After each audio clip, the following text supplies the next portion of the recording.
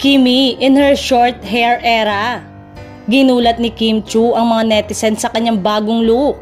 Sa Instagram ngayong araw, nagpost ang aktres ng ilang litrato kung saan ibinida nito ang kanyang bagong hairstyle.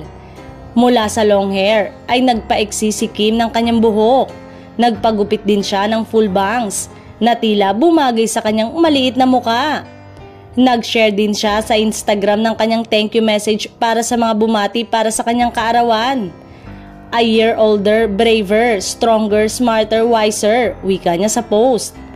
Thank you for remembering my special day and thank you for all the lovely, heartwarming greetings you sent me here on social media and through personal messages. It made my heart smile a little extra today. Dagdag pa niya. Ikinagulat naman ng netizen ang new look ng aktres kahit ang ilang showbiz friends at mga netizen ay nagulat at hindi makapaniwala na pinuputulan ni Kim ang super haba niyang hair. Say ng ilan ay halatang tuluyan ng nakamove on ng dalaga at parang new chapter na ang susunod na update nito. Ayon naman sa komento ng kanyang mga tagahanga, mas nagmukha umanong mas bata si Kim dahil sa kanyang hairstyle. 5 years younger, sabi ng isang netizen.